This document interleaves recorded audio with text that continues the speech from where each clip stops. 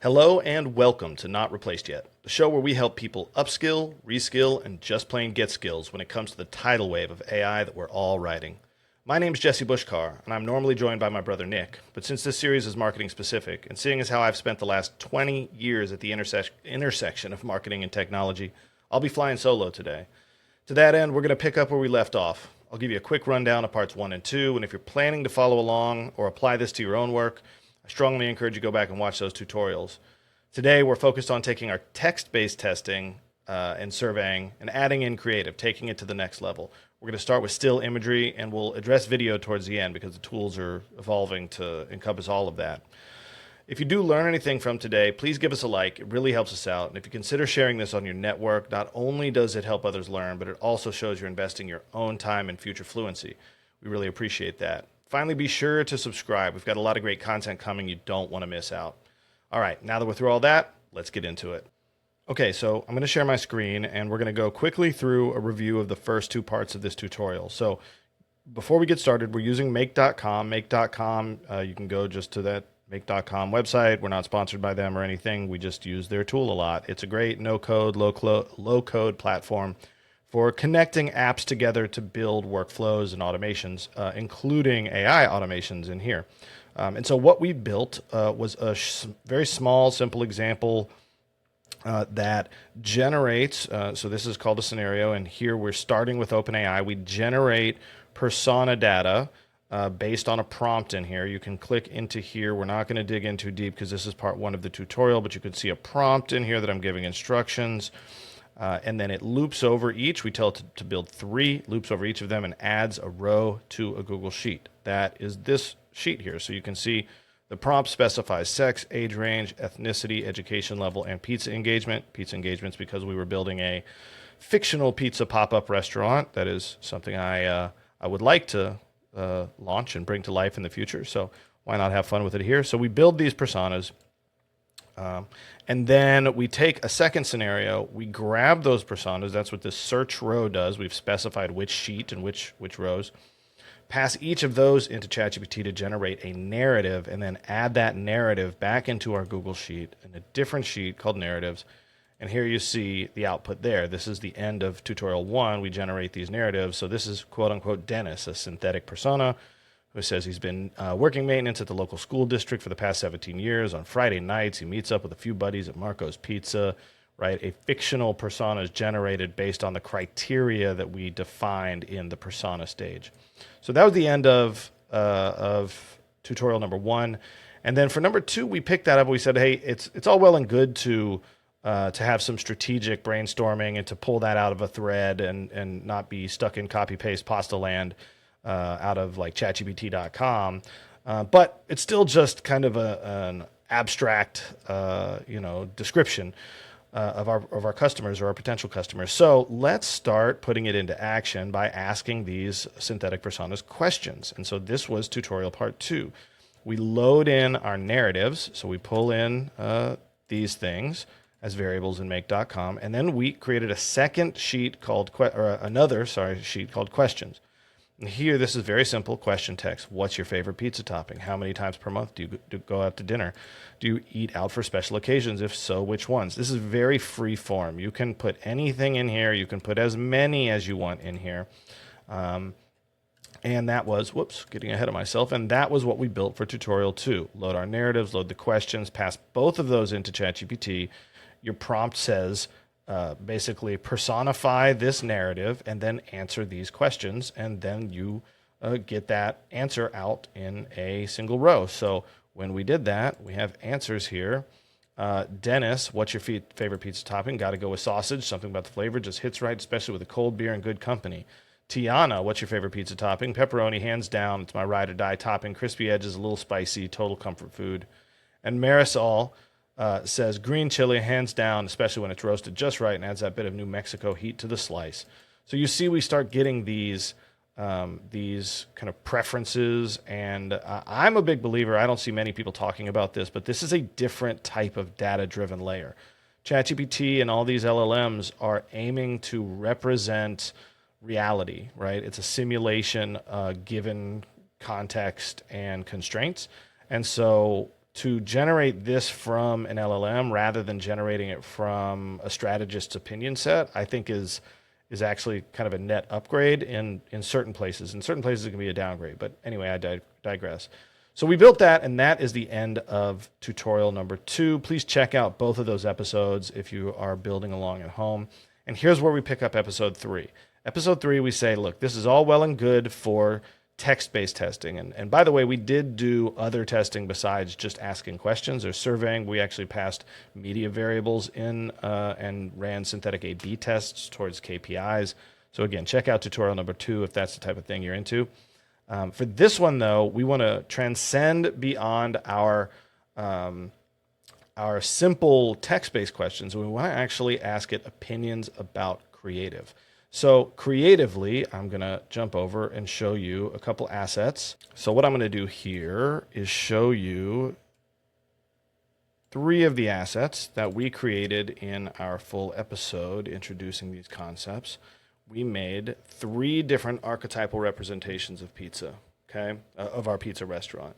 This Salus or Kalis or however it's pronounced was a strange artifact. You can ignore that. It's in all 3 of the examples, but we had this build a quote-unquote Instagram ad, that was the prompt, towards the everyman archetype. And so discover great pizza, find our pop-up pizza, and experience the best pizza you've ever had. Those are all inputs that we gave this. And the everyman archetype is what's channeling, just a guy and a gal sitting on a bench in the park at sunset eating pizza. It's very, very everyman archetype. Actually, before that, we had generated this one, which is... again, ignore this Kalis here, but discover the magic, find our pop-up pizza experience, and experience the best pizza you've ever had. This was Explorer Magician. That's where our archetypal investigation started. And so you can see, different elements here, right? The mountains, the starry sky. It's kind of magical in the accent marks, and simple enough. And then this was the third one, where this was my favorite just because it was pretty awesome. Again, this Kalis artifact, but experience heavenly pizza, find our pop-up, and taste pizza worth sinning for. Like, I don't know, that one got us both. Her hand's kind of backwards here, but nonetheless. So let's say we want to ask our synthetic personas their takes on these graphics, right? These graphics are... representative of 3 ways we could market our pizza shop. And so this is a pretty on the nose, blunt object, but testing A requires very different variables. So we have 3 very different variables here. And then, you can dial this in to whatever business needs you have. So you may not be doing archetypal exploration, right? You may be well beyond that and have existing campaigns in market. Those are ripe for this type of creative testing, because why wouldn't you want to get kind of a sneak peek preview at what your results might be and come in more informed there. So we're going to take those 3 images. I'm going to share my screen back out on make.com. All right, so what I'm going to do is I'm going to open up this ChatGPT prompt. I'm going to expand it because we're going to do some considerable tweaking here at a couple places. And again, go back through the older tutorials if you want to be taken through how we got to this point. But we are passing the name, the narrative, and the question into this. And then what I'm going to do is add 3 more messages that each grab or that represent image input for each of these 3, right? So what I want to do is have a user... we don't need, let's just call this, here's image 1. Okay. Input type is, we're going to use a URL. We'll come back and fill in these URLs in just a second. And we're going to do this 3 times. Message 4 and 5, because we have our system message, our text prompt, and then 3 images. Here's image 2. Add a URL, and we'll use the exact same thing. Here's image 3, URL. Cool. Now we need to go get those URLs, but let's first update our prompt, okay? So based on the provided persona narrative in question,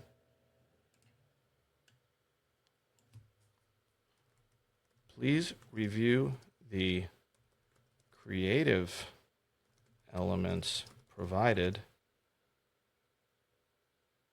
in order to best answer the question from the synthetic persona narrative's point of view.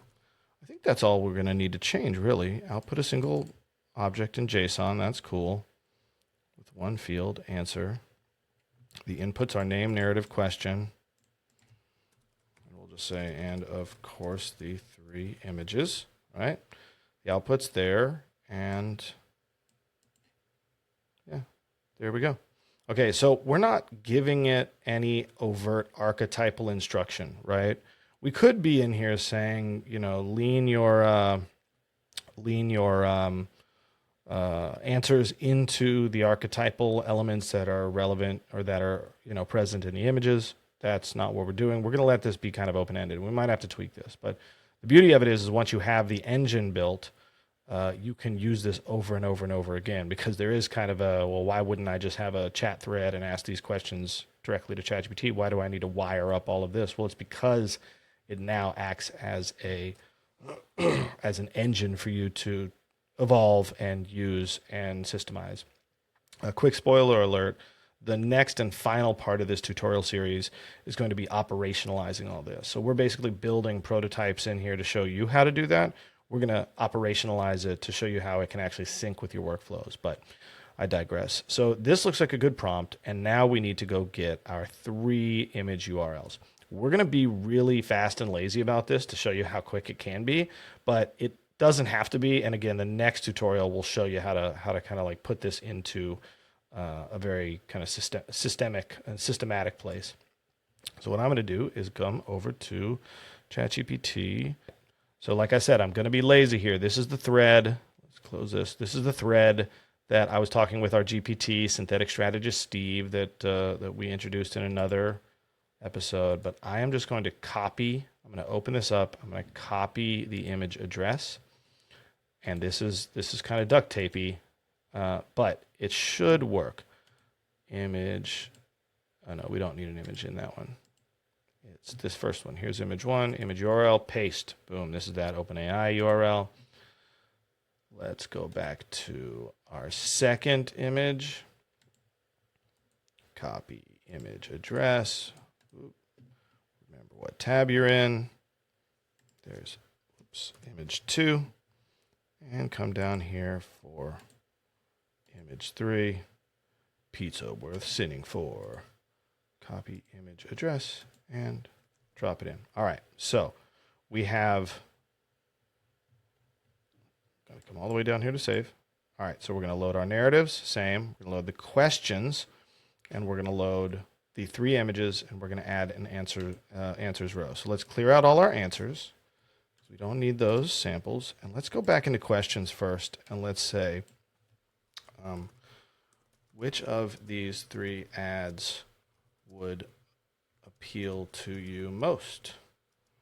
Why? Let's say, do any of these turn you off to eating at a place like this? And let's see, how could these ads be better suited to your tastes? It's an interesting one. All right, cool.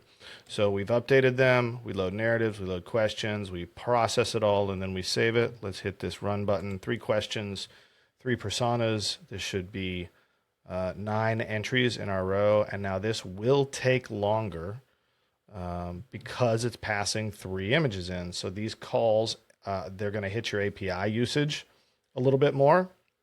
Now we're only doing a handful, so we're still talking pennies here. But do just keep in mind, if you build a large automation and there's going to be hundreds, thousands, or more operations in a scenario or in a set of scenarios, you can burn through your account readily, and you can not just drive the cost up of make.com, but drive the cost up of the API tools you're using. So just be aware of that. But I'm going to fast forward to the end of this so we can get there. And we're finished. 9 total rows. Let's check out the answers here. Which of these, so we got Dennis here, which of these 3 ads would appeal to you most and why? Dennis's answer, image 2 hits closest to home, simple, friendly, straight to the point, feels like something I can actually be a part of. Where's this? So that's the everyman. Dennis hits the everyman more. Do any of these turn you off to eating there, Dennis? Yeah, the last one with the flames and the punk rocker's a bit much for me. Feels like it's trying too hard. And then this, how could the ads be better suited? They'd grab my attention more if they mentioned deals or specials. I like good pizza, sure, but tell me about a discount. That's differentiated. For Tiana, image number 1, which was the Explorer Magician, was number 1. She calls it out, quote unquote. She calls it out twice. Image 1 hits the spots for me. Dreamy, magical. Image 1 definitely speaks to me the most. Something about the vibe, the stars, etc. And then number 3, Marisol did not like the Rebel Lover either. A little more extreme. So again, you see what we're doing here. We now have integrated the images, the creative testing into our persona questions and narratives. And so let's do a second example. Let's clear out these answers, but instead of doing an actual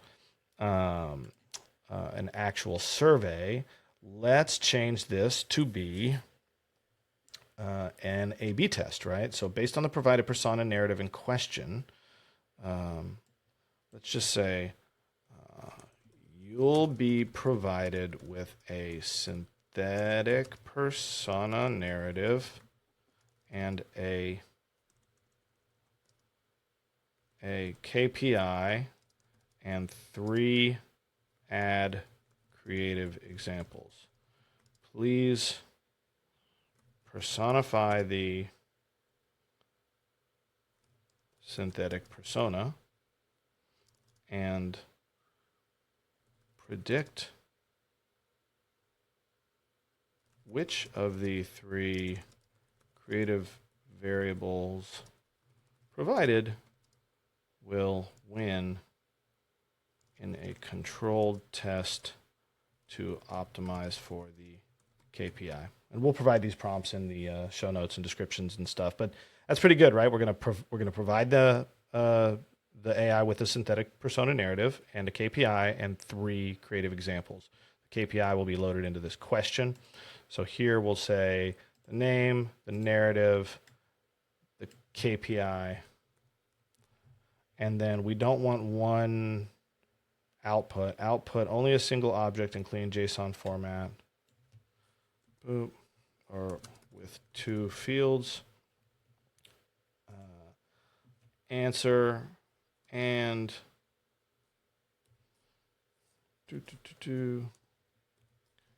answer and what was it? Reason. And we'll just call it reason. These are just little shortcuts for